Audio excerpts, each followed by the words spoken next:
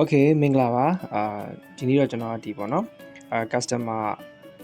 order ပေါ့နော် customer တွေကကျွန်တော်တို့ဒီမှာရှိတဲ့ပစ္စည်းကိုorder ခောက်တဲ့နေရာမှာကျွန်တော်မေးထားတဲ့ဟာလေးကျွန်တော်ပြန်ပြီးတော့ရှင်းပြချင်ပါတယ်ဒါတော့ကျွန်တော်အလွယ်ဆုံးပေါ့နော်ကျွန်တော်မျက်စိထဲမှာအဆင်ပြေတဲ့ပုံစံလေးပေါ့ဥပမာကျွန်တော်တို့ကကိုယ်စီမှာရောင်းရတဲ့ပစ္စည်းရှိတယ်အဲ့ဒါကို ID နဲ့ကျွန်တော်သတ်မှတ်တယ်ပေါ့ဥပမာဆိုလို့ရှိရင်ကျွန်တော်ဒီမှာပေါ့နော်ဒါကျွန်တော်စိတ်ကူးပေါ့food ပေါ့နော် food ဆိုလို့ရှိရင်ကျွန်တော် F နဲ့စလိုက်တယ် F001 နေကျွန်တော်ဒီမှာပစ္စည်း5မျိုးရှိတယ်ပေါ့နော်ဒါဥပမာ10မျိုးရှိလဲ10မျိုးမျိုး50ရှိ50ကိုယ့်ကို ID တွေသတ်မှတ်ပေါ့တော့ food ဆိုလို့ရှိရင် cookie chocolate noodle cake coffee ပေါ့နော် F001 ပါအဲ့လိုထည့်လိုက်တယ်ပြီးတော့ beverage ပေါ့နော်တောက်စရာ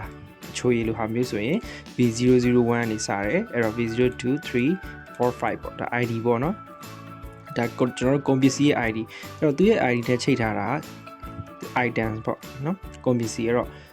goods ပဲပြော item ပဲပြောအတူတူပါပဲတော့ F001 cookie ပေါ့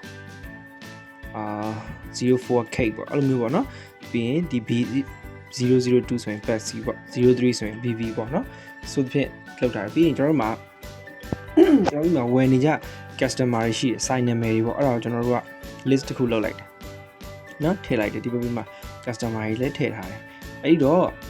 ဒါတော့အညီအမျှဖြစ်နေတာပေါ့နော်အညီအမျှဖြစ်နေတာပေါ့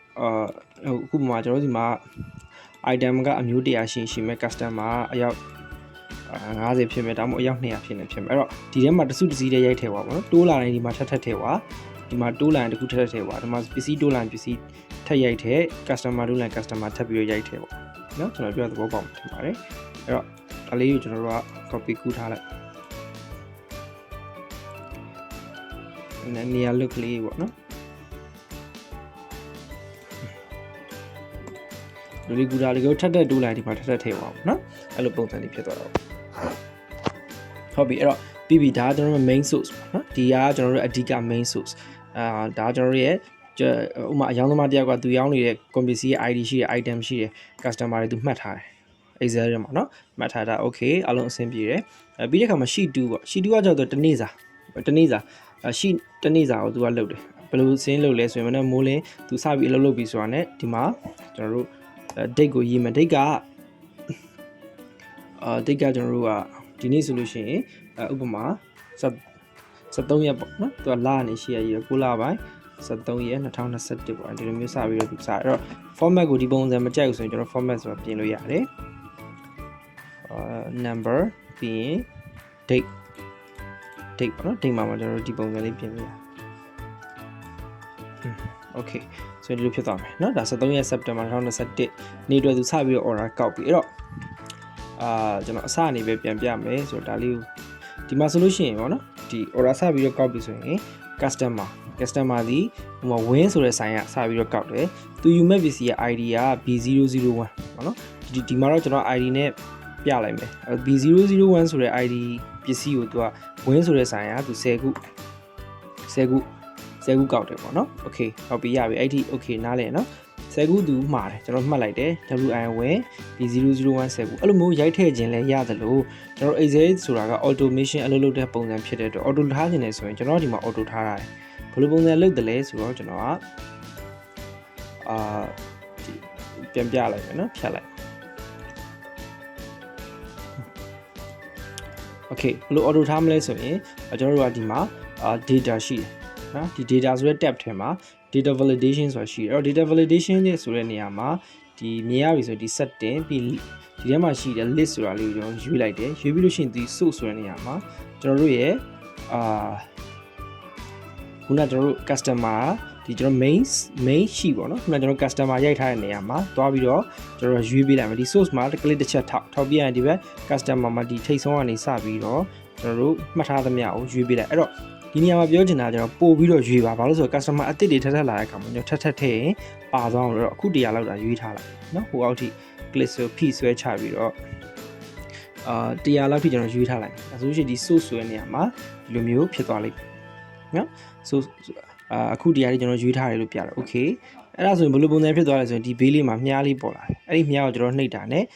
ကျွန်တော်တို့ကဘယ်လိုဖြစ်လဲဆိုတော့ဒီမှာဘေးနားမှာ ဒီအတိုး short လေးတွေပါလာမယ်အဲ့တော့အောက်ဆုံးဆွဲချပြီးအပေါ်ဆုံးဆွဲတင်လို့ရှိရင် site name တွေပါလာမယ်အဲ့တော့ကျွန်တော် site name ကခုနကပါလဲ win เนาะအဲ့တော့ win ကိုကျွန်တော်တို့ရွေးပေးလိုက်ရုံပဲအဲ့တော့ဒီဘေးရဲ့ ID တွေလည်းဒီတိုင်းပဲ data validation နဲ့ဝင်ပြီးရင် list ထဲကိုဝင်ပြီးလို့ရှိရင်ဘယ်ထဲမှာရွေးမလဲဒီ list တွေကိုရွေးပေးလိုက်ပေါ့ဘယ်ကနေဘယ်တွေရွေးမလဲဆိုစုစုပေါင်းအခုခုနလိုပဲ list သူ့လည်း100လောက်ရွေးပေးလိုက်ပြီး okay နှိပ်ပေးလိုက်ဒါဆိုဒီမှာ ID လည်းပါသွားပြီအဲ့တော့ ID မှာလည်းကျွန်တော်တို့ကရွေးပေးလို့ရပါတယ်เนาะအဲ့တော့သူမှားတာကခုန F00 ဆိုပါဆို3မှာတယ် F003 ID number F003 ဆိုတဲ့ community သူမှားတယ်ပေါ့လေအဲ့ကျွန်တော်ရွေးတယ်ပြီးလို့ရှိရင် quantity က10ခုဆို10ခုပေါ့15ခု15ခုကျွန်တော်ရိုက်ထည့်လိုက်ပြီးတော့ဒီအကွက်ကြီးကိုကျွန်တော်တို့ကဘာလုပ်မလဲဆိုရင် copy ဆွဲချလိုက်ဒီကနေဒီလိုမျိုးဆွဲချလိုက်ဟိုအောက်ထိဆွဲချလိုက်လို့ရှိရင်ခုန list ကအကွက်တိုင်းမှာလည်းလုပ်เสียမလို့တော့ဘယ်လိုပဲနဲ့ဒီဒုတိယဆိုင်ရွေးခြင်းလဲဆိုတော့ဒီမှာမြားလေးတော့ပေါ်နေเนาะမြားလေးတော့ပေါ်နေပြီဒီ ID မှာလို့မြားလေးပေါ်တယ်ကျွန်တော် ID ကွက်ကိုရိုက်ထည့်စာမျိုးတော့ရွေးသွားလို့ရတယ်เนาะပြီးအဲ့လိုမျိုးတနေ့လုံးမှာတဲ့ဟာတွေတော့ရှော့ရိုက်သွားလိုက်ကဲဟုတ်ပြီဒီနေ့တနေ့စာပြီးပြီဆိုရင်ကျွန်တော်တို့ကဒီမှာဟိုအတွက်တော့မယ်ဟုတ်ပြီဘယ် ID ကတော့စုစုပေါင်းတိုးတယ်ဘလောက်ဒီနေ့ order ရတယ်လေပေါ့တွေ့မယ်နော်ဒါကကျွန်တော် ID ပေါ်မူတည်ပြောတယ်တချို့ ID နဲ့တို့ကဈေးဟို order ကောက်တာဖြစ်တဲ့အတွက် ID နဲ့ပြောအဲ့တော့ပြီးမှကျွန်တော်ဆက်ပြီး ID နဲ့ community ပြန်ချိတ်တာပြောပြမှာဟုတ်ပြီနော်အဲ့တော့ဒီအကွက်ကလေးကိုထပ်ပြီးတော့လုပ်မယ် ID ရေးမယ်တိုးတယ်ရေးမယ်ပြီးရင်ကျွန်တော်တို့ဒီဘက်မှာရှိသမျှကျွန်တော်တို့စီမှာ community ရှိသမျှ ID တွေအားလုံး copy ဆွဲလိုက်ဟိုမှာအခုတရားရှင်တရားလုံး copy ဆွဲလိုက်ပြီးရင်ဒီထဲမှာ paste လုပ်ပြီးထည့်လိုက်နော်ဒီထဲ paste လုပ်ပြီးကျွန်တော်တို့ထည့်လိုက်လို့ရှိရင် ID တွေအားလုံးပေါ်သွားပြီဟုတ်တာဒါကကျွန်တော်တို့ရှိသမျှ ID number အဲ့တော့ဒီ ID 001ဟာဒီနေ့တနေ့လုံး order ကောက်တာဘယ်လောက်ရောင်းရလဲဆိုတာကိုသိချင်ရင် equal to ဆိုပြီးတော့ sum if ပေါ့နော် sum if ဆိုပြီးကျွန်တော်တို့သွားမယ်ပြီးတဲ့အခါမှာ range ကိုရွေးမယ် range ကဘယ်ထဲမှာလဲကျွန်တော်တို့ကလိုချင်တာက ID ထဲမှာဖြစ်တဲ့အတွက်ဒီ ID range ကိုကျွန်တော်တို့ရွေးပေးလိုက်နော်ရောင်းရတဲ့အထီကိုဒါဒီနေ့တနေ့လုံးရောင်းရတဲ့ဟာကိုအကုန်ရွေးပေးလိုက် select all ပေးလိုက်ပြီးလို့ရှိရင်ကျွန်တော် F4 နှိပ်ပြဘာလို့ဆိုတော့ဒီအောင် lock ခတ်ရမယ်ကျွန်တော်တောက်လျှောက်လေး copy ကိုလေformula copy ဆွဲချမှာဖြစ်တဲ့အတွက် lock ခတ်လိုက် F4 နှိပ်လိုက်လို့ရှိရင် computer F4 နှိပ်လိုက်ရင်ဒီလိုမျိုး dollar sign နေနဲ့ဖြောသွားလိမ့်မယ်ပြီး comma ပြီးကျွန်တော်တို့ဘယ်ပေါ်မူတည်ပြီးတော့မှ F001 ဘယ်လောက်ရောင်းရလဲဆိုတာသိချင်တာကိုအဲ့တော့001သူ့လို lock ခတ်ဆံမလို့ဘာမှ copy ဆွဲတဲ့အခါမှာတော့သူ F002 ရအောင်တော့သူအဖြေမှန်ထုတ်ပြီးသွားလိမ့်မယ်ပြီးရင် comma ခံပြီးရင် quantity เนาะဘယ်လောက်ရောင်းအောင်လဲအားလုံး total ဘယ်နှခုရောင်းအောင်လဲသိချင်တာဖြစ်တဲ့ quantity range ကိုသူ all select all ပေးလိုက်မယ်ပြီးသူ့လည်း F4 ခတ်နော် lock ခတ်မယ် dollar sign နဲ့ပေါ်လာပြီးရင် enter နှိပ်လိုက်ဆိုရင် F001 ဒီနေ့မရောင်းအောင်အဲ့တော့ကျွန်တော်တို့ formula copy ဆွဲချလိုက်ဟိုအောင်ဆုံးရှိသမျှ ID ကျွန်တော်တို့ဒီရောင်းမဲ့ပစ္စည်း ID အားလုံး copy ဆွဲချလိုက်လို့ရှိရင်တော့သူပေါ်နေတာဒီနေ့စာเนาะ001မရအောင်02မရအောင် F003 က65ခုရောင်းရတယ်004က38ခုရောင်းရတယ်005က3ညအဲ့လိုမျိုးဘယ်လိုပြောမလဲရသွားပြီပေါ့เนาะဒီလိုမျိုးရသွားပြီအဲ့တော့ဟုတ်ပြီအဲ့ဒါကို ID နဲ့သူ့ရဲ့ဟိုဟာနဲ့ခဏနော်ကျွန်တော်ဇေယျလေးဒီမှာတစ်ခွက်ထပ်တိုးလိုက်ကွန်ပျူတာနဲ့ပြန်တွဲသိကျင်နေဆိုဒီမှာ equal to VLOOKUP ဆိုတဲ့ function formula လေးကိုသုံးလို့ရတယ်။အဲ့တော့ VLOOKUP value အဲ့တော့သူ ID နဲ့ ကွန်ပျူတာနဲ့တွဲထားတာကျွန်တော် main source မှာရှိရဆို main source ရှိကိုပြန်သွား။နော် VLOOKUP formula ရေးပြီးသွားရင် main source ရှိကိုပြန်သွားပြီးရင်သူတို့နှစ်ခုပေါ့။နော် ID နဲ့ဒီသူ့ရဲ့ကွန်ပျူတာနာမည် item နဲ့တွဲထားတာကို select all ပေးလိုက်။ select all ဆိုရှိသမျှအကုန်ပေးလိုက်နော်။ဒီမှာ10ခုရှိ10ခုခုတည်းချင်းတစ်ခုအကုန်ပေးလိုက်။ပြီးပြီးရင်ကျွန်တော်တို့ဒီမှာပဲဆက်ရေးမယ်နော်ဒီကိုဖြည့်တူပြန်သွားโอเคနော်ပြန်သွားပြီလို့ရှိရင်ဒီမှာကျွန်တော် formula ကိုထပ်ပြီးတော့ရေးမယ်ဆိုဒီနားမှာရေးလိုက်မယ်အပေါ်မှာရေးလိုက်မယ်နော်ဒီဘက်ပြင်မှာရှုပ်လို့ဒီမှာတစ်ချက်နှိပ်ပြီးလို့ရှိရင် comma နှိပ်ကျွန်တော်လိုချင်တာကဘာလိုချင်တာလဲဆိုတော့ကုန်ပစ္စည်းလိုချင်တာတော့ကုန်ပစ္စည်းကဘယ်နေရာမှာရှိတာလဲဆိုတော့ခုနVLOOKUP formula မှာသူကနေရာကိုရွေးပေးရတယ်เนาะကျွန်တော်ရှေ့ပြန်ပြမယ်ခဏလေး2နှစ်လိုက်ပြီးတော့မှနေရာပြန်ပြမယ်โอเคပြီးနောက်ဆုံး0နဲ့ပိတ်တယ်ပြီး enter နှိပ်လိုက်နော်ပိတ် enter ဆိုရင်โอเคမားနေတယ် okay equal to VLOOKUP ကျွန်တော်တို့ချိန်မဲ့ lookup value ကဒီရနော် comma ပြီးလို့ရှိရင် sheet 1မှာရှိတဲ့ဒီ ID ကနေ cookie အထိ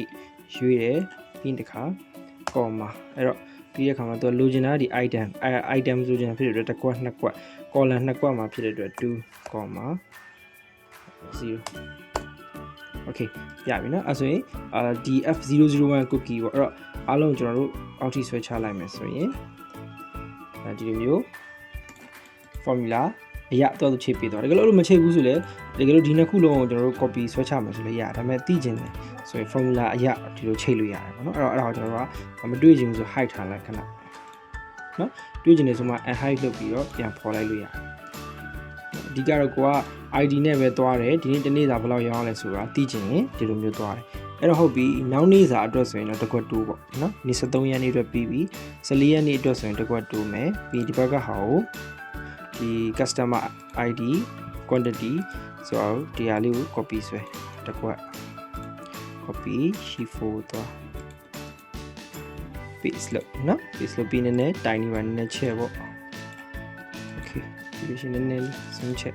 ပြီးသွားရင်နောက်ထပ်တစ်ခွက်ဒီဒုတိယနေရာကိုကြာတော့ဒီလို copy ကူးလိုက်နော်ရွေးပြီးရင် copy ကူးလိုက်ဒုတိယနေရာအောင်ပြီးဒီဟာတွေစာသားတွေမပါအောင်လို့ကျွန်တော်က sheet 4မှာဘယ်လိုကူးမလဲဆိုရင် right click နှိပ်ပြီးလို့ရှိရင်နော် formatting ဆိုတဲ့ဟာရှိတယ်နော်1 2 3 4 5ခုမြောက်မှာ formatting ဆိုတဲ့ page special ရှိတယ်အဲ့တော့နှိပ်လိုက်လို့ရှိရင်ဒီဘက်ကပါလာဒီမနေ့ကရောင်းတာ73ရက်နေ့ရောင်းတာဟာတွေမပါတော့ဘဲနဲ့ဒီအကွက်ပဲလိုက်သွားမယ်နော်အဲ့လိုပဲလိုက်သွားလိမ့်မယ်ဟုတ်ပြီအဲ့တော့ကျွန်တော်တို့ကနည်းနည်းလေးချယ်လေးထည့်လိုက်နော် okay အခုန data validation တော့ဒီမှာပြန်ထည့်ပေးပေါ့မဟုတ်ရင် formula ကူးလာရင်လည်းရမှာထင်တယ်ဟုတ်လား copy paste special formula okay ဟုတ်ပြီနော်မရအောင်ဆိုတော့ဟုတ်ပြီကိုယ့်အကူပဲ data validation ရနောက်တစ်ခေါက်ထည့်ပေါ့နော်အဲ့ဒီတစ်ခုတော့ကိုယ့်အကူလုံးမှာပဲရဒီမှာ data ဆိုပြီးတော့ data validation ပြီးရင် any value ကို list လို့ယူပြီးသွားရင် source နေရာမှာ okay sheet 1မှာရှိတယ်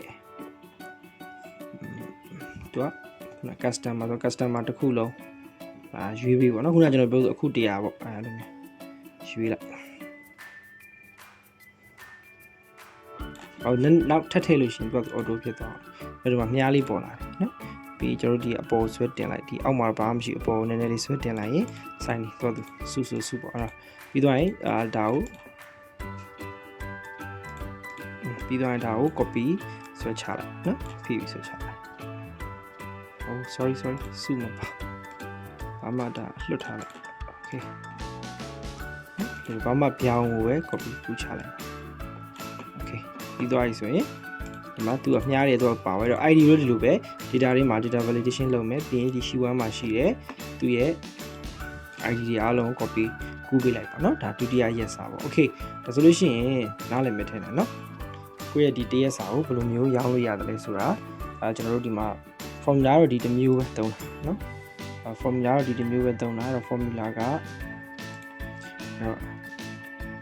equal to formula ဘာနဲ့ရေးလဲဆိုတော့ကျွန်တော်ပြမယ် formula text formula ကဒီ formula နော်ဒီ sum if ဆိုတဲ့ formula ဒီမှာ dollar sign တွေပါနေရတဲ့အကြောင်းရင်းက fix လုပ်ထားတာဘာလို့ဆိုတော့ဒီ data ကိုမရွေ့အောင်လို့နော်သူ lock ခတ်ထားတယ်ပြီးရင်ဒီအလဲဟာတော့ lock မခတ်ဘူးဘာလို့ဆိုတော့ကျွန်တော် copy ဆွဲချလို့ရှိရင်001 ပြီး002ဆိုတော့ auto တွက်သွားအောင်နော်